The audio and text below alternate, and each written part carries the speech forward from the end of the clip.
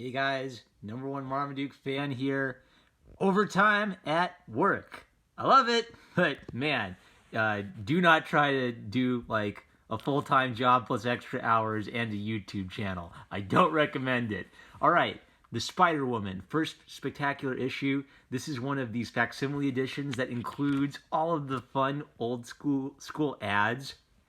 And I love this. I've been kind of wigging out all week at how good this comic book was. I've read it 2 or 3 times, waiting for the right time to get home and review it.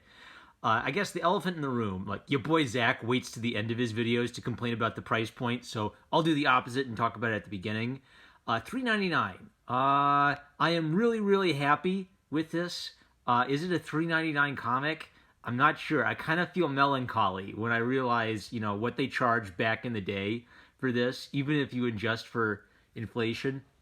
I'm going to kind of defend it, because it's so good, and I love that all the ads and letters are in this. That's a really big added value for me, because I love kind of like that history lesson. And we're actually going to look at the letter from the writer, Confessions of a Writer, because it's like a master class. Like, this is how you write a good story. This is how you approach a character.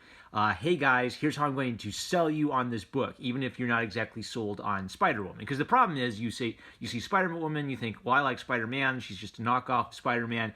And they're directly speaking to that and getting you excited about it. So I would say this is almost like the perfect kind of book for a hipster or an old comic book fan, because the hipster can kind of say, oh, look, old school ads, and then actually read a good comic and then start getting into it. So I'm going to keep supporting these. I'm going to keep buying these. Yeah, I wish it wasn't $3.99, but I am just so happy with this. I'm forgetting the price point. I'm enjoying myself so much. So the writer is Marv Wolfman.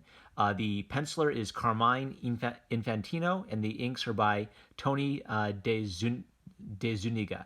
Carmine Infantino, he worked for DC. He has like a beautiful, storybook illustration style. It's the great, kind of Marvel House style where everything's very beautiful and very, fantastical. There are a few poses where he's clearly like twisting around the body to show her butt more, because Carmine Infantino, he loves him some lithe, beautiful human forms, twisting and fighting and jumping around, and I love it. This is what comics.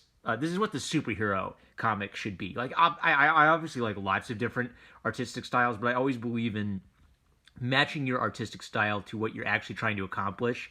This is the style you should be going for kind of classic superhero stuff. And Spider-Woman, like, I don't have much love for this character, and Wolfman is working hard to really get me invested in it. So she's thinking about stealing.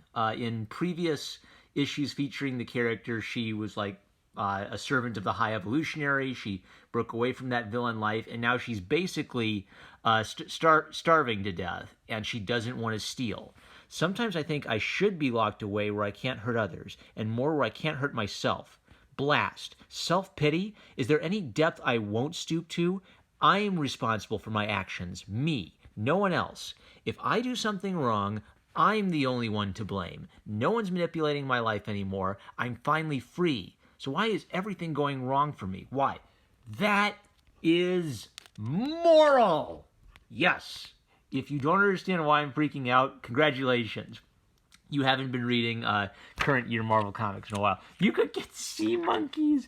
And she in her first fight with like a normal cop, he tackles her and unmasks her. So yeah, she's got these cool superpowers, but she basically loses a fight with a normal. And then there's like this cool like romance thing where he's not sure if he likes her or if he wants to arrest her, and she believes he's a good man, so she doesn't want to hurt him. Like, it's cool stuff. And there's more. Like, she's behind the 8 ball. Not everybody loves her instantly. In fact, everybody hates her.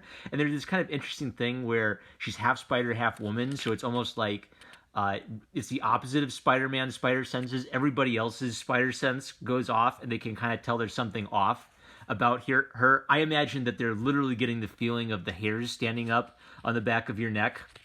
Like when you see a spider, like, dart out of somewhere you didn't expect to see it, uncomfortably close to you. So she's almost homeless and can't get a job.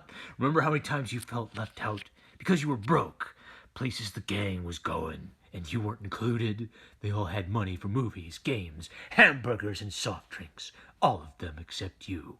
Well, now you'll never be let out again because we're going to hire kids to sell magazines because child labor's law is one of those. All right, so, Wolfman talks in his letter about, like, the earlier appearances of this character. So he had to, he wanted to kind of, change up her origin story without deleting what had happened before. So he really just added some additional details of her childhood. Look, Conan the Barbarians and everything. You get a Goblin and Spider-Man toy with some glue. Wow. So he adds to her origin story and then fast forward to her life. So this is it. Confessions of a Comic Book Writer. I just want to read this because this is so dense and so full of, I want you to hear the language of a salesman selling you on a book and explaining how he approaches character. This is great stuff. Frankly, it started for me the way it probably did for you. Someone came up to me in the hallowed halls of Marvel and said, "Hey, we're starting a new book called Spider-Woman." I looked up at the person and replied, "Come off it." "No," he insisted, "it's true, we're doing it. I just saw a sketch."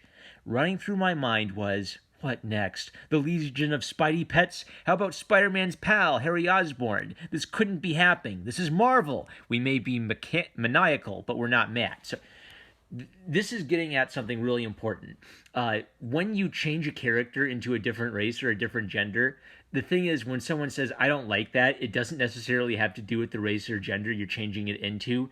People don't like when you mess around with established characters. And as he's pointing out, DC had this whole history of, not just Supergirl, but, Superdog and Supercat, right? It got corny and old and weird, so they kind of know if they're trying to sell you on Spider-Woman, the reader's instinct is, why should I care about a Spider-Woman? I like Spider-Man. So Wolfman has an uphill battle. He's going to fight that battle by being professional and caring about his craft. So, I heard nothing about Spider-Woman for about a month or so afterward, and eventually assumed the thing had been one big joke.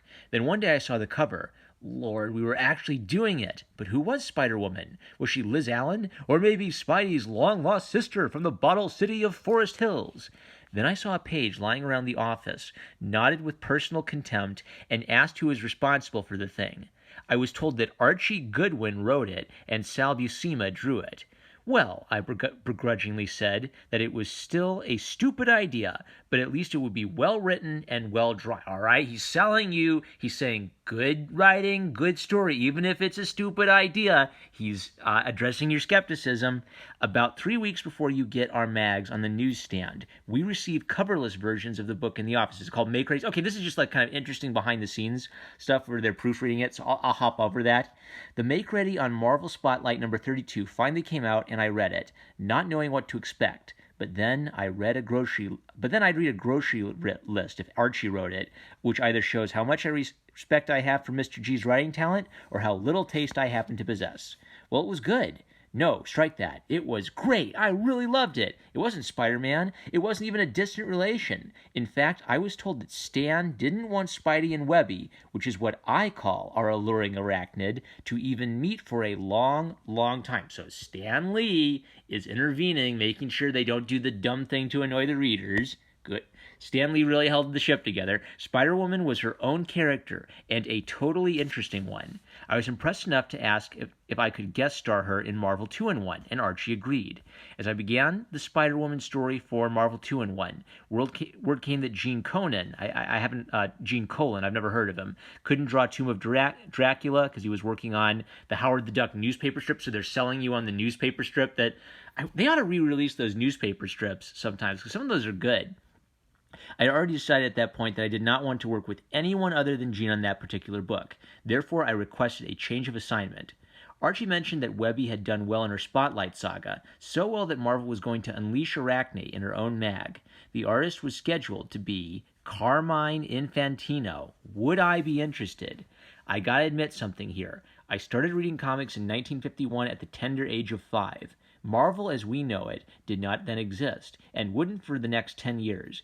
Therefore, I grew up as a reader and fan of our distinguished competition. That's a reference to Detective Comics. And one of the artists I, as a dyed-in-the-wool fan, grew up with was Carmine.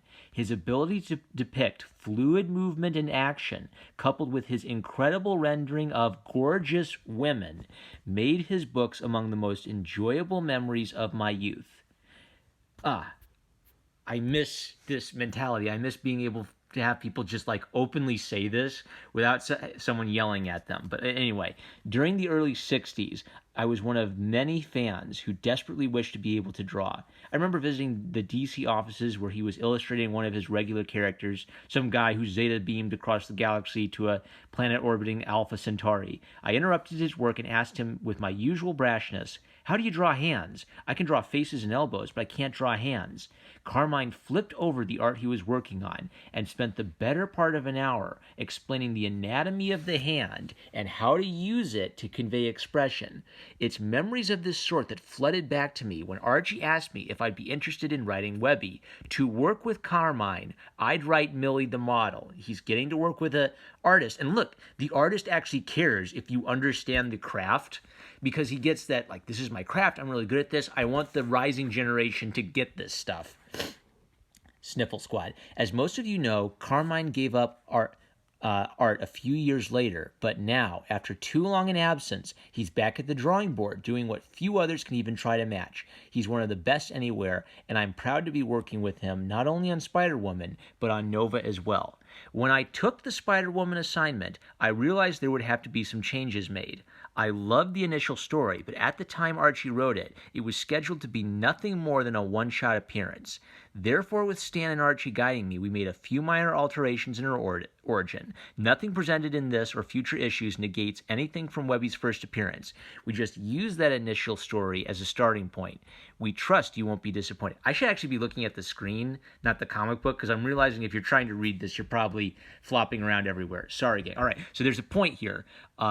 He knows it'd be annoying to like just change the character after she's been established, so he needs to respect that while adding some of his own flair to it. Okay, now I'm going to try to read it on my phone.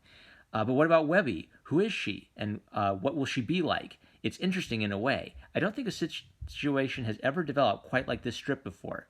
You see, it's common knowledge in the business that it usually takes a writer about 6 months to get the feel of a new character he is working with. That basically means 6 issues of a book go by before the writer is comfortable with his material, before the bugs are ironed out. This isn't the case with Spider-Woman, selling you on getting on it now. The reason is, quite simply stated, her appearances in Marvel 2-in-1 served as my trial period. Webby grew as a character in my mind, and by the time I completed the 3, or was it 4 issues of Marvel 2-in-1, I knew what I wanted to do with Spider-Woman. He has a plan. Spider-Woman will not be a strict superheroine. She will not crack one-liners like Spidey. He's distinguishing her from the character you'd assume she'd be like. She will not be going after monsters as she did in MTIO. Her adventures will run along many directions, but she will primarily be a crime fighter, a stalker of evil, a dark nemesis of the underworld. He's establishing her own vibe, separate from kind of like the more science fiction space side of things that she came from. She is grim and determined and possesses a strange sort of, dare I say it at the risk of sounding corny, innocence. Yeah, because she's not used to human life on Earth. So even though she has this strength to her, because she is not used to normal human life, she's like a child in some ways. She's having these new experiences. Spider-Woman was raised away from humans. She doesn't quite know how to cope, how to express herself. She can be cold and yet very warm. She can be self-assured yet incredibly self-doubting. In short, she is one of the most fascinating characters I've ever worked with. Lastly, before this page draws to its end, I want to explain her name, Jessica Drew. In her original appearance, we didn't have a name for her other self. Therefore, we now needed something, and we wanted it to be an interesting name, something just a bit different. At a dinner in Ojan's and 59th Street restaurant in New York, Len Wein, Jim Shooter, Roger Stern, Ralph Macchio, and myself spent an hour or so tossing suggestions around. Gosh, I've never seen a Jim Shooter comic that I've been unhappy with. Like, this was great talent. And they're debating this stuff. They're talking about this stuff. They care about this stuff. The last name Drew was suggested and accepted. It was shortened to the point. For a first name, everything was suggested from Saturday Schwartz to Homer the Happy Ghost. Eventually, the name Jessica was suggested, but I initially turned it down. The reason? My wife Michelle and I had just named our own daughter Jessica. It would seem too patronizing, too cutesy to give Webby the same name. However, the rest of the table overruled me, and so Jessica it was. And while we're on the subject of names, we'd like to announce our Name the Letter column. There you have it, the background, the truth, and trying times that went into Webby's creation. Frankly, I have high hopes for this book. I've already worked through to issue number 5 as I type this message, and the book is ever improving. So I'm enthusiastic. He wants you to be enthusiastic about buying this book, so he's selling enthusiasm. And I know Carmine and embellisher Tony DeZuniga are equally hopeful that we've put together not just a new, but a fascinatingly new book for you. So come along and join us on the Spider-Woman bandwagon. We're going to take you on an adventure we'll never forget. Bestest, Marv Wolfman. This is hot dog salesmanship. All right? There's an ongoing debate on comics Twitter about whether Indiegogo books are viable. And I've loved Indiegogo books. I've given rave reviews to Indiegogo books I've supported. But if you're going to ask, 10 to 25 bucks from me for a comic book that's probably worth like $1 to $4 to me, I have to care about you. I have to love you. I have to be interested in what the heck you're doing. I don't want to know who you hate or who you're mad at every day. I want to know about your art and your writing and why I should be excited about it. Sell me your hot dog. Thank you, Marv Wolfman. All right, and then like more cool superheroes assemble stuff. Carmine, my boy, we know what you love. All right. Look, men and women have body image issues. It's not just one side. Okay, the Bullpen Bulletins, they announced that How to Draw Comics the Marvel Way is coming out. I'm not going to read all this stuff because I've made my point. That the letter was the big thing. One thing I noticed is they have all these cute nicknames. Nifty, Nancy Allen. Where are the other ones? Lilting, Linda Taxell.